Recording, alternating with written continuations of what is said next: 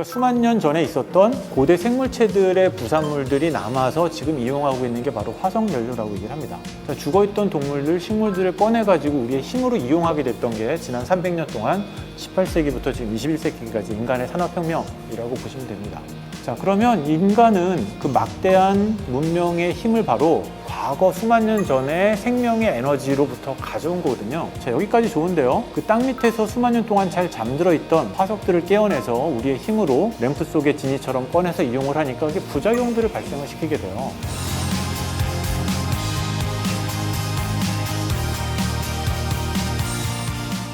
지속 가능 발전 관점에서 에너지와 기후변화 개념이 중요할까요? 지속가능 발전에 대한 개념들은 이미 다 잘 알고 계실 텐데요. 간단히만 좀 설명을 드리면 이게 한국어로 번역할 때 좀 오해가 되는 부분들도 좀 있거든요. 다들 이렇게 지속하면은 그냥 계속한다라는 거로 알고 있어요. 발전을 지속한다라고 알고 있는데 실제 영어식 표현은 Sustainable Development거든요. 그러니까 Sustain이라는 건 이렇게 받친다라는 얘기입니다.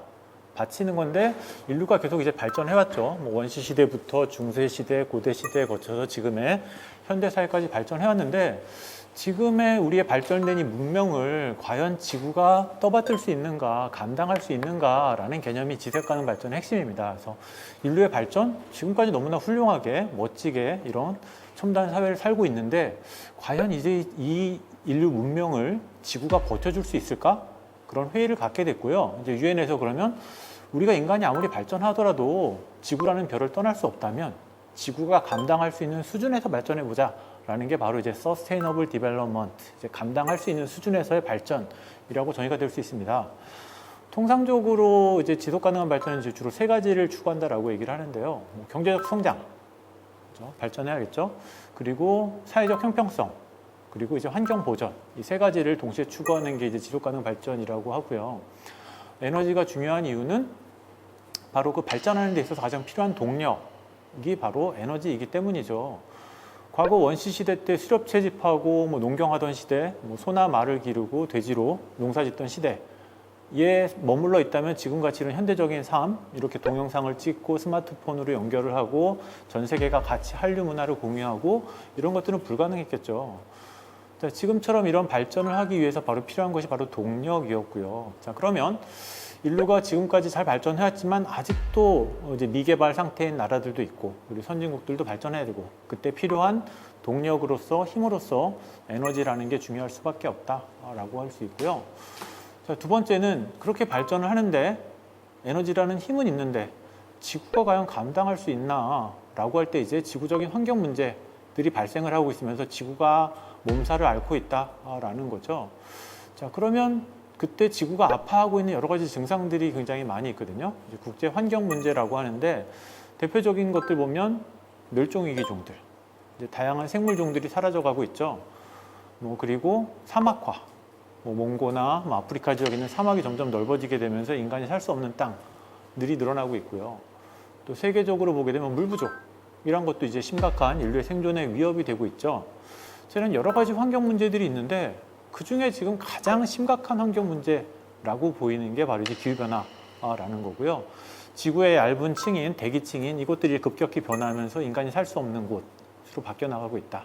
그래서 이 기후변화라는 문제가 앞에선 종다양성 문제, 사막화 문제, 물 부족 문제, 오존층 파괴 문제 이런 것들과 가장 결부되어 있는 가장 핵심적인 문제 아니냐라고 해서 유엔에서는 지속 가능 발전의 가장 중요한 목표 중에 하나로 이제 기후변화가 들어가 있습니다.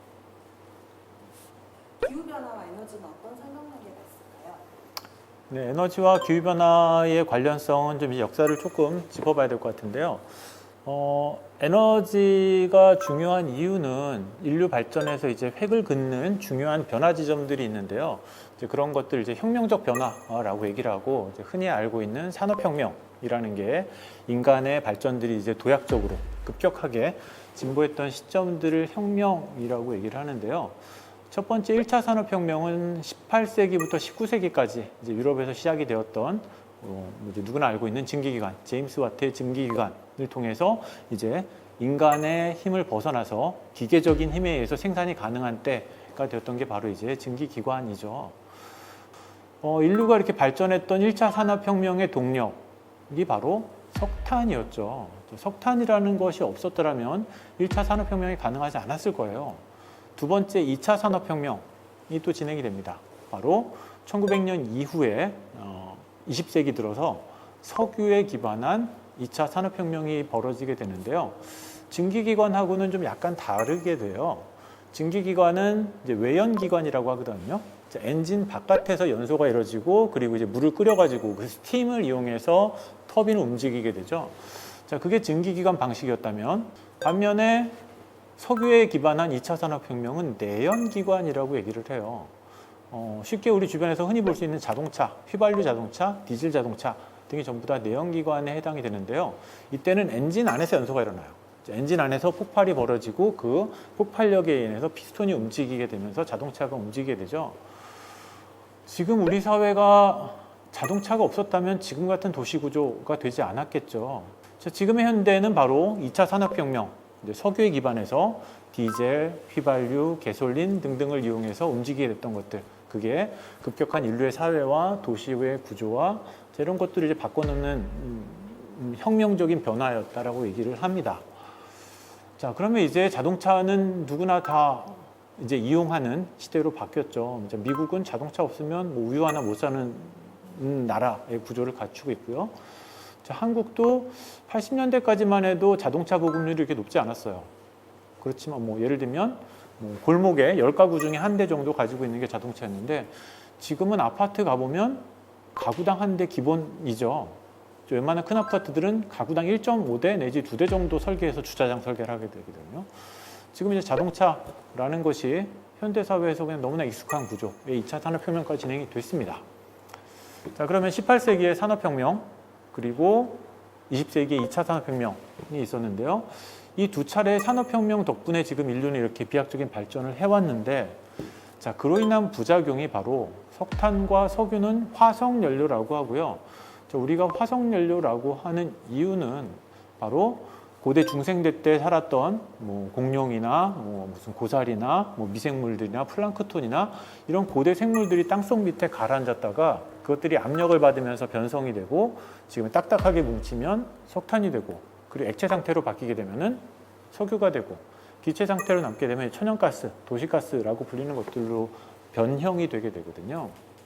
즉 우리가 수만 년 전에 있었던 고대 생물체들의 부산물들이 남아서 지금 이용하고 있는 게 바로 화석연료라고 얘기를 합니다. 땅속에 숨겨져 있던 것들을 저희가 캔에서 꺼낸 거죠. 자, 죽어있던 동물들, 식물들을 꺼내가지고 우리의 힘으로 이용하게 됐던 게 지난 300년 동안 18세기부터 지금 21세기까지 인간의 산업혁명이라고 보시면 됩니다. 자, 그러면 인간은 그 막대한 문명의 힘을 바로 과거 수만 년 전에 생명의 에너지로부터 가져온 거거든요. 자, 여기까지 좋은데요. 그 땅 밑에서 수만 년 동안 잘 잠들어 있던 화석들을 깨어내서 우리의 힘으로 램프 속의 진이처럼 꺼내서 이용을 하니까 그게 부작용들을 발생을 시키게 돼요. 그게 바로 온실가스라고 하고요. 대표적으로는 이산화탄소라고 하는데요. 이산화탄소는 지금 제가 뭐 녹화를 하는 이 중에도 제가 호흡하는 중에서 이산화탄소가 발생을 하죠. 그렇죠? 식량을 먹고 탄소 동화 작용을 하고 그리고 이산화탄소를 배출하고 그 과정에서 이제 에너지로 생활 활동을 하게 되는데요. 이런 생물 활동뿐만 아니라 땅 속에 있는 화석 연료를 불태워서 지구 대기 중에 온실가스를 배출하다 보니까 지구가 감당할 수 있는 수준을 벗어나서 지탱할 수 없을 정도로 온실가스들이 많아지게 됐어요. 자, 그것이 바로 이제 기후변화라는 현상이고요. 그로 인해서 에너지, 인간이 지금처럼 발전하게 됐던 동력이었던 에너지와 그리고 인간의 에너지 소비 때문에 기후변화라는 현상이 바로 발생한다라고 볼 수가 있습니다. 최근 기후변화라는 말보다 기후위기, 기후비상사태 같은 용어를 더 쉽게 접할 수 있는 것 같은데요. 어감상으로도 점점 더 심각하게 느껴지는데 실제로는 어떤가요? 근데 이 말이 굉장히 좀 심각하지 않게 출발이 됐어요. 자, 기후변화라는 말이 어떻게 출발하게 됐냐면 이제 과학자들이 지구의 대기를 관찰하던 중에 이제 발견하게 됩니다. 자, 태양계 안에도 수성, 금성, 뭐 지구, 화성, 목성 등의 별들이 있죠. 자, 이 태양계에 있는 별들을 보더라도 생명체가 살 수 있을 정도의 따뜻한 조건을 갖춘 별은 지구밖에 없었어요. 자연과학자들이 보다 보니까 지구는 항상 일정한 평균 온도를 유지해서 뭐 한국처럼 사계절이 있는 곳이 있고 북극이나 남극처럼 추운 곳도 있고 뭐 열대처럼 뭐 우기와 건기로 나눠진 곳도 있긴 하지만 오랫동안 지구는 평균 기온이 크게 변하지 않게 일정한 패턴을 유지해왔다라고 보고 있었어요. 그랬는데 70년대부터 관측을 해보니까 이게 깨지고 있다. 지구의 온도라는 게 항상 일정한데 일정하지 않고 깨지고 있다. 증가하는 경향이 있다라는 걸 발견하게 됩니다. 최근에 100년 동안을 보게 되니까 그 평균 기온의 평형 상태가 깨지고 증가한다라는 걸 관찰하게 됩니다. 자, 그래서 과학자들은 그 관찰한 현상을 바로 지구 온난화라고 하거든요. 글로벌 워밍이라고 얘기를 해요. 자, 그리고 이 지구 온난화라는 경향을 확인을 했는데 국제사회에서 이 지구 온난화를 일으키는 물질이 바로 이산화탄소다, 온실가스다. 그럼 이 문제를 해결해야겠다라고 해서 협약을 체결을 해요. 자, 그럼 전 세계 160개, 200개 나라들이 유엔에 모여가지고 이 문제를 해결해보자는 약속을 맺게 되는데요. 이때 몇몇 나라들은 그 말조차도 싫어해요. 아니, 우리나라는 따뜻해지지 않았다는 거예요. 지구 전체는 따뜻해졌지만 우리나라는 안 따뜻해졌는데? 라고 주장하는 나라들이 있어요. 어떤 나라들이냐면 지구가 평균 뜨거워지다 보니까는 남극과 북극에 있는 이제 만년설 빙하들이 녹게 돼요. 자, 이런 것들이 이제 헬류로 내려오는 곳들이 있죠. 이런 곳들은 북극과 남극의 빙하들이 점점 녹다 보니까 국지적으로 차가워지는 곳들이 있어요. 그럼 우리는 안 더워지는데? 라고 반발을 해요. 그러다 보니까 유엔에서는 전 세계가 다 합의할 수 있는 공통적인 문구가 뭐냐? 라고 봤더니 그럼 기후변화다, 클라이밋 체인지다 라고 해서 사용을 하게 됩니다. 그래서 원래 과학자들이 고민했던 결과는 지구가 뜨거워지고 있다라는 거였는데 이 말조차도 너무 심각하지 않아요. 그리고 이걸 이제 국제사회가 합의해가지고 계약으로, 문건으로, 약속으로, 협약으로 체결하다 보니까 그 말에 대해서도 반발이 있어가지고 합의할 수 있는 온건한 표현으로 기후변화라고 나와요. 자, 그러면 지구 온난화도 온난한 표현이었는데 기후변화도 들여다보면 기후가 변해서 뭐? 좋아진다는 거야? 나빠진다는 거야? 클라이밋 체인지. 변했어. 그래서 그게 나쁜데 좋은데 이런 이제 가치 판단이 전혀 안 들어가는 거거든요. 그래서 기후변화라는 표현 자체가 그게 중립적인 그냥 체인지지 좋은 방향으로의 변화인지 나쁜 방향으로의 변화인지 이런 걸 안 담고 있다라는 이제 문제의식을 갖게 됩니다. 자, 이제 과학자들은 최근에는 이제 지구 온난화라는 표현도 안 쓰려고 하고요. 글로벌 워밍 이거 너무나 유순한 표현이다. 글로벌 히팅이다. 지구 가열이다. 지구가 불타고 있다라는 표현을 과학자들은 씁니다. 그래서 글로벌 히팅이라는 표현을 막 쓰기 시작했고요.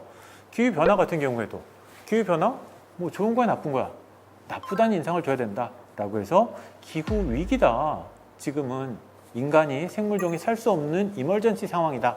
라고 해서 이제 클라이밋 이머전시, 기후 위기, 비상 행동 등을 선언하고 좀 더 적극적인 국제사회 노력 그리고 정부의 대책 대응이 필요하다라는 차원에서 이제 용어 자체를 이제는 기후 변화, 지구 온난화를 쓰지 않고 지구 가열 그리고 기후 위기, 비상 이런 표현들을 쓰고 있는 게 최근의 추세라고 할 수가 있습니다.